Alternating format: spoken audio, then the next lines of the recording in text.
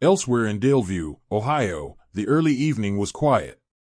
Michael Garner sat alone in his den, surrounded by memories he hadn't touched in years.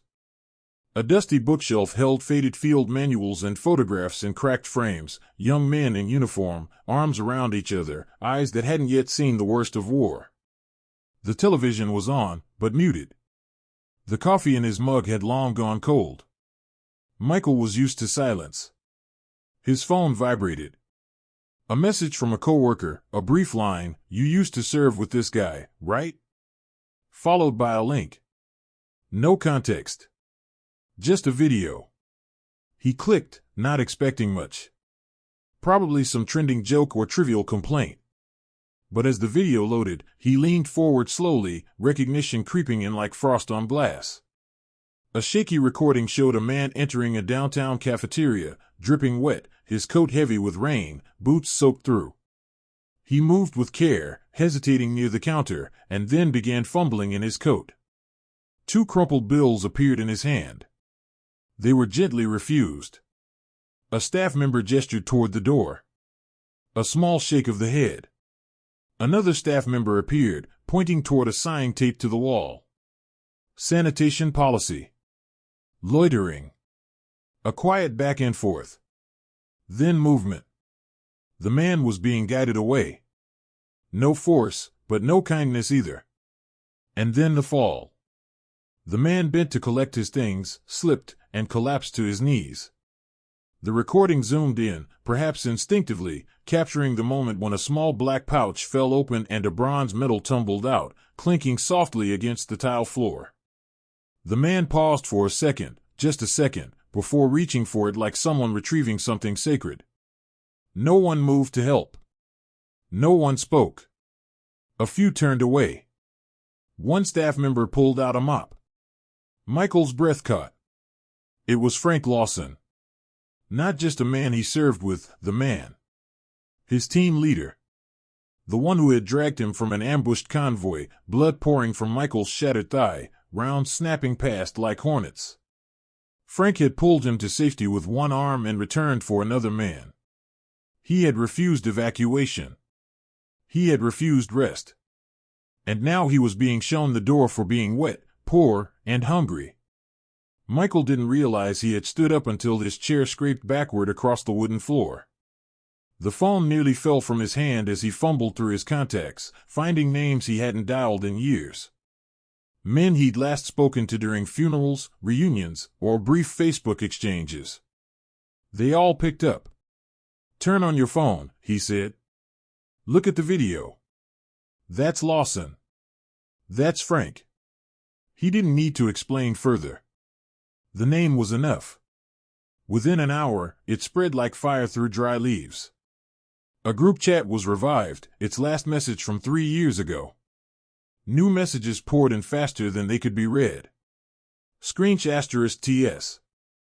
Clippings. Confirmations. Military buddies across 5 states were watching, sharing, texting. They were remembering the man who'd handed them thermoses of coffee during winter guard duty, who'd written letters for younger recruits too afraid to tell their parents the truth.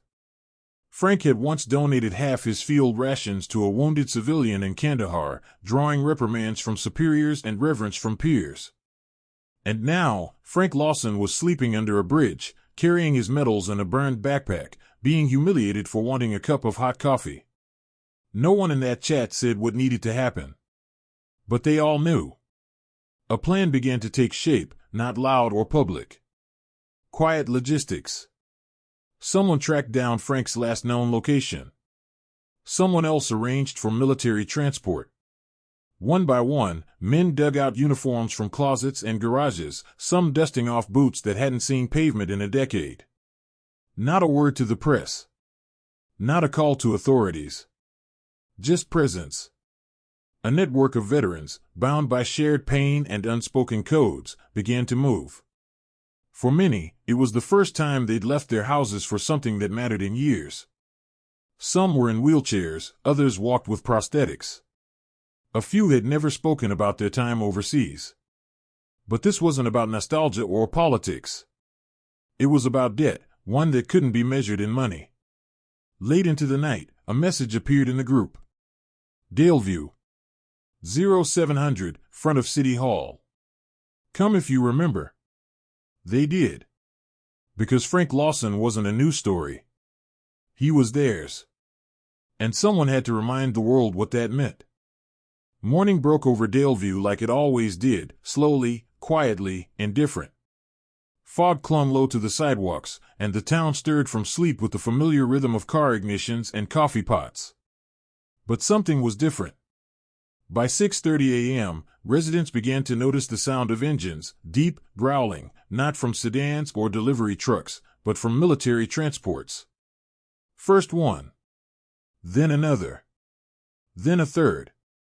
By 6:50, 8 olive-drab vehicles had arrived, rumbling like echoes from another world, another time. They formed a semicircle around City Hall, an aging brick building that shared a plaza with the very cafeteria where Frank Lawson had been turned away. The truck stopped, not abruptly, but with solemn coordination. Doors opened, boots hit the ground. They came out in silence. Dozens of them. Veterans of all ages and backgrounds stepped forward, not in parade order, but in unity. Some wore the digital camo of recent years. Others wore worn jumble fatigues from conflicts that now lived only in textbooks. A few had jackets lined with patches and insignias, threadbare from age and memory. Some moved with canes. Others leaned on each other. One was wheeled forward by a younger man who saluted quietly when they reached the front steps. At the head of the formation was Lieutenant Colonel Sarah Wilkinson, retired. Her hair was pulled back in the same style she wore under her helmet for 20 years. Her posture was ramrod straight, despite a visible tremor in her right hand. She had commanded troops in Iraq and Afghanistan, but today, she led something different, something personal. In her hands, she carried no weapon. Just a folded flag and a laminated photo of Frank Lawson, taken years ago. The picture showed a group of men in the desert, dust swirling around their boots, smiling in the way only soldiers do when they are trying to forget where they are. The veterans gathered outside the cafeteria, forming a loose perimeter. They didn't chant. They didn't shout. Their silence was the loudest protest imaginable. A sign was mounted quietly on an easel near the entrance, its message plain. This place turned away a hero. We remember. Inside the building, the staff began to notice. Someone pulled aside a curtain. Someone else walked onto the steps and froze. The manager who had asked Frank to leave the day before appeared at the door, lips parted slightly, eyes scanning the faces he didn't recognize, but who clearly recognized him. By 7:10 a.m., the public had begun to gather. First a jogger stopped. Then a woman walking her dog. Then a man on his way to work. Phones came out. Videos started. The sight was impossible to ignore. At 7:15, a teenage boy rode up on his bike, paused, and asked a woman near the edge of the crowd what was happening. She pointed. Veterans. Dozens of them. They're here for someone named Frank. The boy blinked. Why? Because he was mistreated here yesterday. And he mattered to them. By 7:30, local reporters had arrived. One recognized Sarah Wilkinson immediately and approached with a microphone. She simply pointed to the sign and said, "This is our statement." Then she turned away. City officials were notified. One council member appeared in a suit and tie, unsure where to stand, unsure what to say. The mayor arrived shortly after, still buttoning his coat, confusion etched across his face. Meanwhile, a young veteran named Joseph from Frank's old unit retrieved a thermos from his truck, black, dented, with Frank's initials faintly scratched into the lid. It was the same thermos Frank had once shared coffee from during freezing nights on a distant outpost. Joseph placed it carefully on a table outside the cafeteria, pouring steaming coffee into a paper cup and setting it next to the sign. Another veteran added a small plate with a folded napkin, a subtle recreation of the empty seat ritual, a tradition that honors those who never returned home. But this wasn't about the dead. It was about the forgotten. Inside the cafeteria, whispers rose. He was just some homeless guy, one staff member said quietly. He had a medal, another replied. Did you see the medal? The man who had turned Frank away stepped backward from the door, rubbing his temple. It hadn't felt like cruelty at the time. Just a policy. Just procedure. But now, as silence settled like a fog, he couldn't look away from the crowd that had come for the man he dismissed. The town watched. No one moved to speak. No one dared interrupt. Because sometimes, dignity speaks louder than volume. Frank Lawson hadn't asked for any of it. He hadn't staged a protest or made a complaint. He hadn't even spoken up when his legs gave out in the rain. But the ones who remembered couldn't forget. And now Daleview was watching something rare, a town learning that silence has a sound. And sometimes, that sound is boots on pavement, lined up not for battle, but for honor. In the weeks that followed, Daleview changed, but not with announcements or banners. It was something quieter, something almost imperceptible unless you were looking for it. A new plaque had appeared on the wall just inside the cafeteria. It was small, brushed bronze, placed just above the booth nearest the door. The inscription read, "This seat is reserved for the ones who gave more than we ever saw. In honor of Frank Lawson, United States Army." No one asked to take that table anymore. Some mornings, a fresh thermos of coffee was left on it. Some mornings, just a folded napkin. Every so often, someone would slip a note beneath the salt shaker, simple words, "Thank you.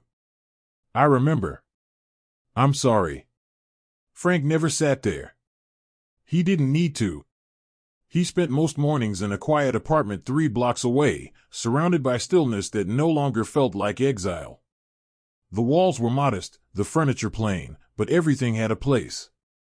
On his nightstand sat a medal, now clean, no longer buried or hidden.